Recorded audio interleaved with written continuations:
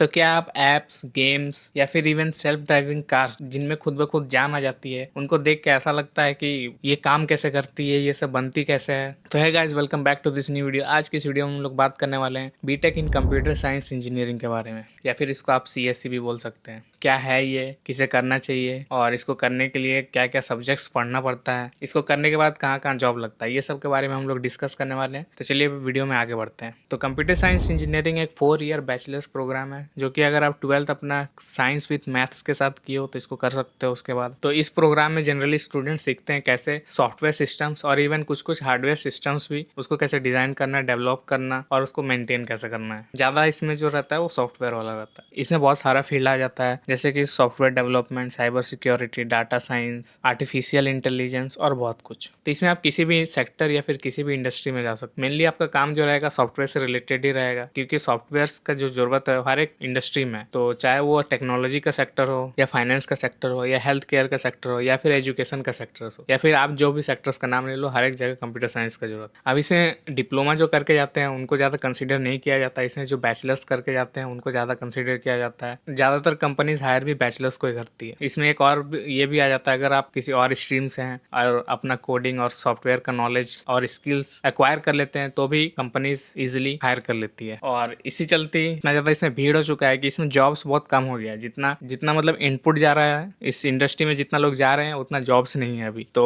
इस टाइम पे जो जिनके पास रियली में स्किल्स होता है वही हायर होते हैं। भेड़ चाल में सब लोग चले जाते हैं, लेकिन जिनके पास स्किल्स होता है, जो भी जॉब है उसके अकॉर्डिंग, तो उन्हीं को हायर किया जाता है। तो कॉलेज के टाइम में मेक श्योर करना है आपको कि जितना भी सारा स्किल्स वो आपको एक्वायर कर लेना है। अब हम लोग बात कर लेते हैं कौन सा कोर सब्जेक्ट्स हैं जो कि आप BTech in computer science engineering में पढ़ना पड़ेगा। तो सबसे पहले रहता है प्रोग्रामिंग लैंग्वेज। अब कंप्यूटर से आपको अपना बात करना है तो उसके लिए एक आपको कंप्यूटर प्रोग्रामिंग लैंग्वेज सीखना ही पड़ेगा, चाहे वो पाइथन हो, जावा हो या C++ हो। शुरू में तो सबको एक ही कंपलसरी रहता है सीखना, उसके बाद फिर धीरे धीरे एक सीखने के बाद बाकी सारा सीखना भी ईजी हो जाता है, क्योंकि कॉन्सेप्ट जो है वो सबका लगभग सेम ही रहता है। अब आ जाता है डाटा स्ट्रक्चर्स एंड एल्गोरिदम। जैसे जैसे ऑनलाइन प्रेजेंस सबका बढ़ते जा रहा है, वैसे वैसे डेटा का भी भरमार होते जा रहा है। अब उस डेटा को कैसे मैनेज करना है एक इफिशियंट वे में, इसी में यही चीज आपको डाटा स्ट्रक्चर में पढ़ना रहता है। अब गूगल जैसे सर्च इंजन है, दुनिया में मिलियंस ऑफ वेबसाइट्स है। अब उसमें से वो ऐसा अपना एल्गोरिदम सेट करके रखा हुआ है, जो भी आप सर्च करते हो ऑलमोस्ट वही चीज आपको सर्च रिजल्ट में लाके रख देता है। तो इतना ज्यादा जो डेटा है इसको मैनेज करना और सही इफिशियंट वे में, ताकि ज्यादा रिसोर्सेज भी यूज ना हो, ये सब आपको डेटा स्ट्रक्चर्स एंड एल्गोरिदम में पढ़ना पड़ता है। नेक्स्ट जो है ऑपरेटिंग सिस्टम्स। अब हर एक कंप्यूटर सबका अपना अपना एक ऑपरेटिंग सिस्टम्स होता है। जैसे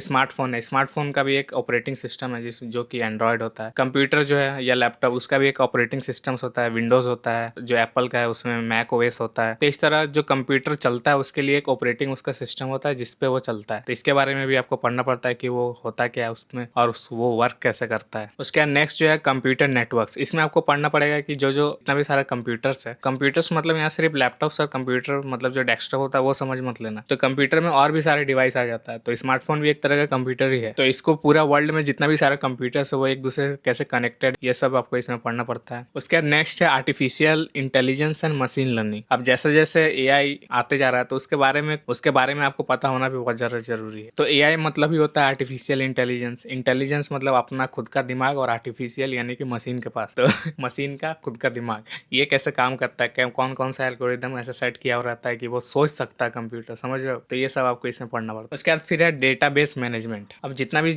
हम लोग डेटा रखते हैं, फाइल्स या फिर जो भी मीडिया है, जैसे यूट्यूब है, नेटफ्लिक्स है, सबके पास क्या है, इतना बड़ा बड़ा डेटाबेस। मूवीज का डेटाबेस है, वेब सीरीज का डेटाबेस है, वीडियोस जो यूट्यूब पे आप देख रहे हो इसका भी एक डेटाबेस बना हुआ है। जितना भी लोग अपने चैनल्स पे अपलोड करते हैं वीडियो, सबका एक डेटाबेस है। अब इतना सारा डेटाबेस एक साथ मैनेज करना, मतलब इसका भी एक तरीका होता है। यह सब आपको पढ़ने के लिए मिलेगा डेटाबेस मैनेजमेंट में। तो अगर आपको पजल सॉल्व करने में मजा आता हो, मैथ्स को एंजॉय करते हो और जो टफ प्रॉब्लम्स है उसको सॉल्व करने में आपको एक किक मिलता है, तो फिर कंप्यूटर साइंस इंजीनियरिंग आपके लिए है। फर्क नहीं पड़ता आप टेकी हो या फिर गेमर हो, बस आप क्यूरियस हो तो कंप्यूटर साइंस में आपको मजा आने वाला है। तब कंप्यूटर साइंस इंजीनियरिंग हो गया है तो उसके बाद आगे क्या। लेकिन करियर अपॉर्चुनिटीज के बारे में बात करने से पहले हम लोग इस वीडियो के स्पॉन्सर के बारे में बात कर लेंगे, जो कि है कॉलेज विद्या। कॉलेज विद्या एक ऑनलाइन प्लेटफॉर्म है जहाँ पे आपको बहुत सारे यूजी एंड पीजी कोर्सेज मिलेंगे। कोई भी कोर्स अगर आपको ऑनलाइन करना है तो सिंपली आपको कॉलेज विद्या विजिट करना है, वहाँ आपको वो अपना कोर्स सेलेक्ट करना है, देन आपको कुछ क्वेश्चंस का आंसर देना है। फिर कॉलेज विद्या का जो एआई मॉडल है आपके अकॉर्डिंग वो अलग अलग इंस्टीट्यूशन लिस्ट कर देगा जहाँ पे वो कोर्स अवेलेबल होगा। अब वो सब इंस्टीट्यूशन को आप एक दूसरे के साथ कंपेयर भी कर सकते हो, या फिर उस इंस्टीट्यूशन का आप डिटेल्स भी चेक कर सकते हो, कौन कौन सा अप्रूवल मिला हुआ है, क्या क्या फैसिलिटीज है उसमें, जो स्टूडेंट्स अभी कोर्स कर रहे हैं उनका क्या रिव्यूज और रेटिंग्स है, ये सब आप उसमें चेक कर सकते हो। तो जो भी कोर्स आपको करना है उसके अकॉर्डिंग कॉलेज विद्या के जो काउंसलर है वो भी आपको हेल्प कर देंगे आपको बेस्ट इंस्टीट्यूशन सेलेक्ट करने में। कॉलेज विद्या का लिंक आपको डिस्क्रिप्शन में मिल जाएगा, वहां से जाके आप चेकआउट कर सकते हो और एक्सप्लोर कर सकते हो। अब हम लोग वीडियो में आगे बढ़ते हैं। सबसे पहले हम लोग बात करेंगे सॉफ्टवेयर डेवलपर्स के बारे में। अब ये बहुत ही वाइड फील्ड है, इसके अंदर स्पेशलाइजेशन भी आता है, जैसे कि सिर्फ एंड्रॉयड डेवलपर अलग होता है, विंडोज के लिए अलग होता है, मैक के लिए एप्पल वाला जो है उसके लिए अलग होता है, सबके लिए अलग अलग सॉफ्टवेयर डेवलपर्स होता है। अब वेबसाइट के लिए अलग सॉफ्टवेयर डेवलपर होता है, उसके बाद फिर ये सब जो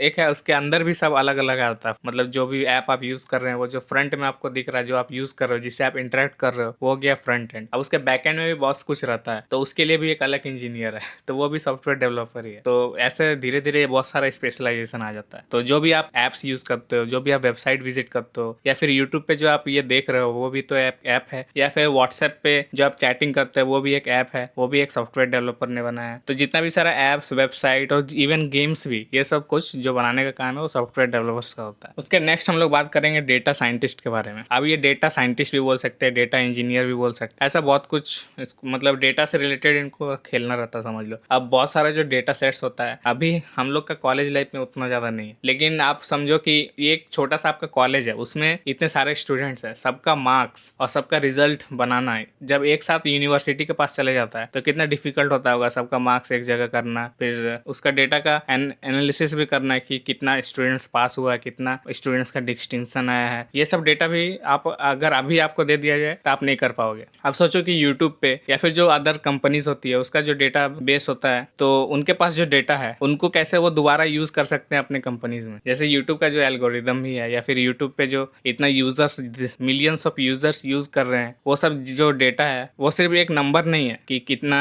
व्यूअर्स आ रहा है, कितना एंगेजमेंट बढ़ रहा है, ये सब सिर्फ एक नंबर नहीं है, इसके साथ बहुत कुछ हो सकता है। तो ये सब डेटा से रिलेटेड जितना भी काम आ जाता है वो सब डेटा साइंटिस्ट का रहता है। उसके बाद फिर हम लोग बात करेंगे साइबर सिक्योरिटी के बारे में। अब जैसे जैसे डिजिटल टाइम बढ़ रहा है वैसे इसमें क्राइम भी बढ़ रहा है, तो उससे सिक्योरिटी भी चाहिए। इसके लिए फिर आ जाता है साइबर सिक्योरिटी एक्सपर्ट। तो इनका काम यही रहता है, जितना भी ऑनलाइन क्राइम्स हो रहा है या फिर जितना भी हैकिंग ये सब हो रहा है उससे कैसे बच सकते हैं, और अगर हो गया है तो फिर आगे क्या कर सकते हैं। तो इनका काम जो रहता है इथिकल रहता है, मतलब सही रहता है। तो ये किसी के अंडर काम करते हैं, गवर्नमेंट के अंडर भी बहुत सारा साइबर सिक्योरिटी एक्सपर्ट्स हैं जो इंडियन गवर्नमेंट है उनके अंडर। तो उनका काम यही रहता है, जो गलत मतलब जो इलीगल काम्स चल रहा है उनको कैसे मतलब ट्रैक करना है, बंद करना है, या जो भी उनका काम रहता है पता नहीं हमको। तो उसी तरह हर एक कंपनीज का भी अपना अपना साइबर सिक्योरिटी एक्सपर्ट रहता है कि कंपनी में कभी हैकर्स आ जाएं तो उससे पहले ही तैयारी करके रखना है, और आ जाएं तो उसके बाद फिर क्या करना है, तो वो सब उसमें काम रहता है उनका। नेक्स्ट है AI/ML इंजीनियर। चैट जीपीटी अभी आ गया मार्केट में, हर एक जगह पे AI आ गया, यूट्यूब पे भी AI आ गया। अभी जो मुझे कॉमेंट्स आप लोग करते हो, यूट्यूब खुद रिकमेंड करने लगता है कि इसमें क्या क्या रिप्लाई कर सकते हो, ऑप्शन देने लगता है मुझे। तो ये भी एक AI का भी कमाल है। तो इसमें क्या है कि मशीन्स खुद ब खुद लर्न कर रहा है और अपना इंटेलिजेंस यूज कर रहा है, अपना दिमाग यूज कर रहा है कि क्या करना चाहिए आगे। तो AI/ML इंजीनियर का यही सब काम रहता है, उनका काम बस स्मार्ट सिस्टम्स बनाना रहता है कि वो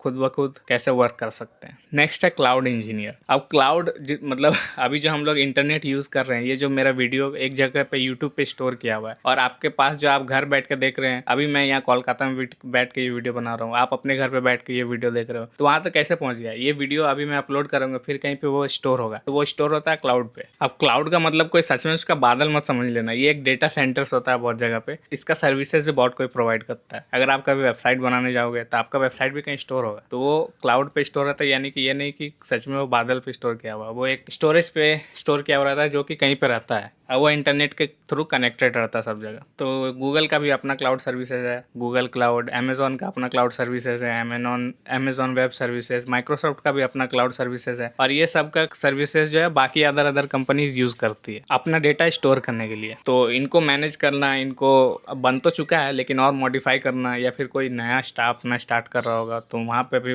स्टार्टिंग से बनाना, तो ये सब मतलब काम आ जाता है क्लाउड इंजीनियर का। अब इसमें यही ख़त्म नहीं होता है, जितना ज़्यादा आप इसको अंदर जाते जाओगे उतना ज़्यादा इसमें आपको अलग अलग फील्ड मिलेगा देखने के लिए। तो अभी के लिए हम लोग इतना ही रहने देते हैं, बाकी हम लोग नेक्स्ट सेगमेंट में आगे बढ़ते हैं जो कि है टॉप कंपनीज और एवरेज पैकेज आपको क्या मिल सकता है इसमें। तो टॉप कंपनीज आप ऑलरेडी सुन लिए होंगे, अमेजॉन, गूगल, माइक्रोसॉफ्ट, ये सब हो गया टॉप कंपनीज। लेकिन यहाँ जाना भी आसान नहीं होता। जहाँ पे ज़्यादा लोग जाते हैं एवरेज, तो वो है इन्फोसिस, टीसीएस, विप्रो, ये सब हो गया जो मास में हायरिंग करती है इंडिया में। अब यहाँ पे जो ये सब कंपनी मतलब गूगल, माइक्रोसॉफ्ट और अमेजॉन, ये सब का पैकेज तो आप छोड़ दो, तो इसमें 10, 20, 30 जैसा जिसको मिलता है स्किल्स के अकॉर्डिंग और रोल के अकॉर्डिंग मिल जाता है, 1 CR तक भी मिल जाता है, तो उसका बात अलग है। अब हम लोग बात कर लेते हैं एवरेज जो सबको लगभग मिल सकता है। वो स्टार्टिंग हो जाता है 3 से, बाकी 6, 7, 8 तक भी जा सकता है। तो सब में अलग अलग राउंड भी होता है कोडिंग का, मतलब सिलेक्शन के टाइम पे जो कोडिंग राउंड होता है वो भी अलग अलग लेवल का होता है। तो जैसे जैसे जो जो आप क्वालिफाई करते जाओगे उसके अकॉर्डिंग आपका पैकेज भी अलग अलग होता जाएगा। तो स्टार्ट हो जाता है 3, 4 LPS, उसके बाद 6, 7, 8 तक भी जा सकता है। बाकी अभी बहुत सारे स्टार्टअप्स भी है जैसे Flipkart, Zomato, Swiggy, Paytm, phone पे, ये सब का भी अपना एक टेक टीम होता है। तो ऐसा बहुत सारा कंपनीज का कोई कमी नहीं है। अब कमी जो है वो स्किलफुल लोगों का है, क्योंकि बाकी सारा इंडस्ट्रीज या बाकी सारा ब्रांचेस जो है उसमें क्या होता है कि आप जाके आप सीख सकते हो, लेकिन कंप्यूटर साइंस में क्या है कि आपको पहले से सीख के रखना है तभी आप जा सकते हो। बाकी इस वीडियो के लिए हम लोग इतना ही रखते हैं। उम्मीद है आपको पसंद आया होगा या फिर हेल्पफुल लगा होगा, तो लाइक कर देना इस वीडियो को। मैं मिलूंगा आपसे नेक्स्ट वीडियो में, तब तक के लिए bye bye and take care.